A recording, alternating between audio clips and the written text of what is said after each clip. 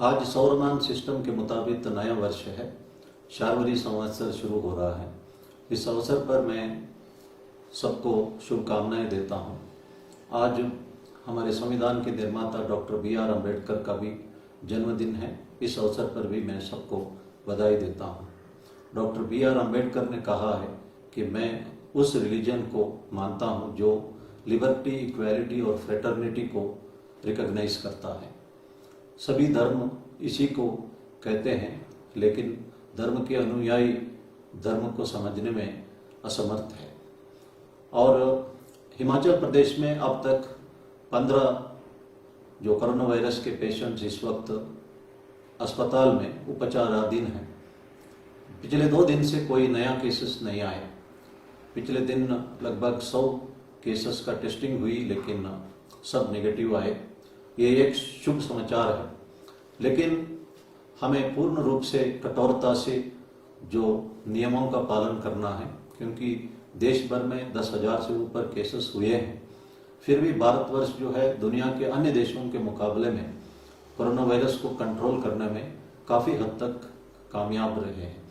और दूसरी बात कि हमने इस वक्त 1053 लोगों को, टीजे रिलेटेड लोगों को क्वारंटाइन में रखा है और इन्फेक्शन चेन को काटने में जो कुछ हो सकता है वो हम कर रहे हैं।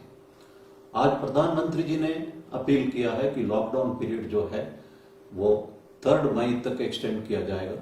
उन्होंने ये भी कहा है कि 20 अप्रैल तक बहुत ही कठोरता से इसकी पालना की जाएगी।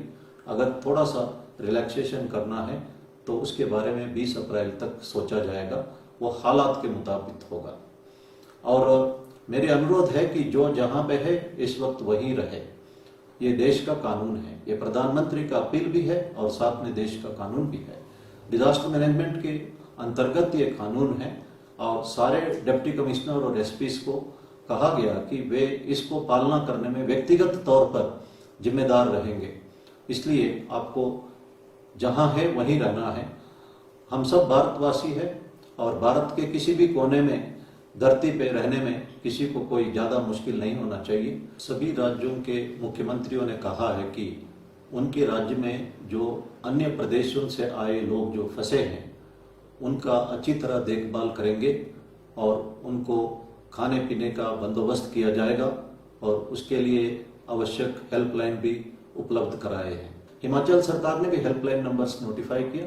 यहाँ से अफसरों को भेजा गया चंडीगढ़ में, दिल्ली में देखभाल करने के लिए। और सरकार को आपके प्रति पूरा हमदर्दी है, लेकिन सरकार भी देश का कानून को पालना करने में बाध्य है।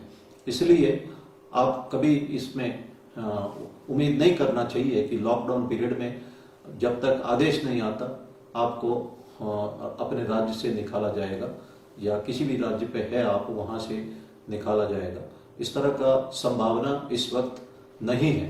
अगर 1-2 आदमी इस तरह का कोशिश करते हैं अंदर आने के लिए, उनको बॉर्डर पर ही क्वारंटाइन में रखा जाएगा और आपको ज़्यादा असुविधा जो है क्वारंटाइन सेंटर पे झेलना पड़ेगा। इस वक्त जहां है वो जो लोकेशन है वो क्वारंटाइन सेंटर से बेहतर है। और मैं सबको कहना चाहता हूं कि ये जो लॉकडाउन का जो पालना करना एक 0 बजट का प्रोग्राम है। आपको घर पे जाना है, इस पे कोई बजट नहीं है। आपको सोशल डिस्टेंसिंग मेंटेन करना, हैंड वॉश करना, कोई खर्चा नहीं है। और सिर्फ प्रधानमंत्री जी ने अनुरोध किया है कि जो होम मेड मास्क जो है आपको पहनना है। ये भी कोई एक्सपेंसिव नहीं है, जो कई लेयर्स बना के आप इसको पहन सकते हैं और इससे आपका अपने आप को बचाव कर सकते हैं और समाज का भी बचाव कर सकते हैं। और हमेशा हमको एक आशा रखना चाहिए।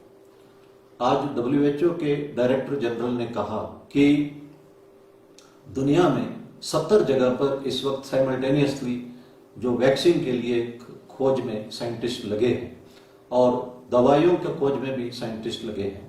और हमारे देश के प्रधानमंत्री जी ने भी कहा है कि देश के अंदर भी कई जगह जो है ये वैक्सीन तैयार करने में साइंटिस्ट लगे हैं।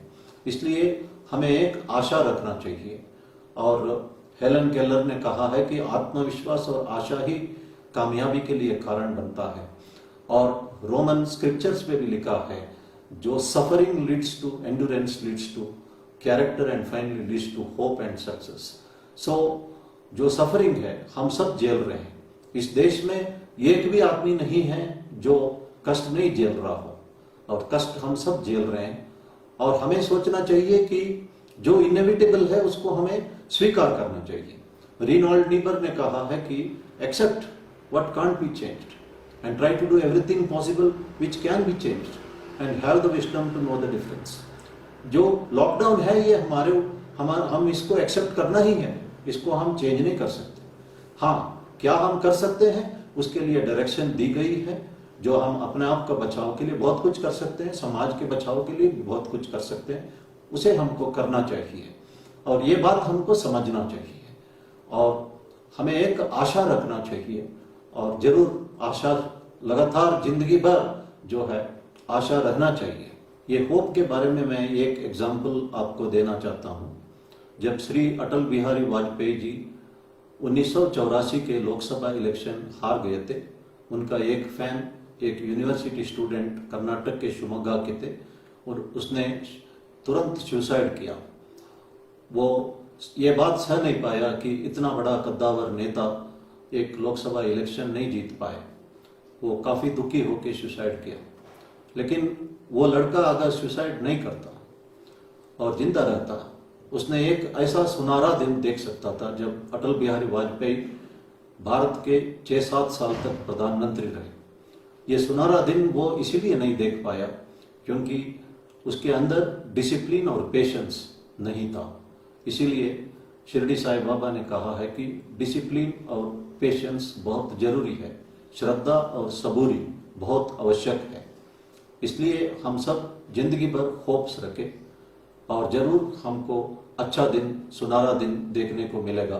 देयर इज ऑलवेज रे at the end of the tunnel. धन्यवाद। जय हिंद।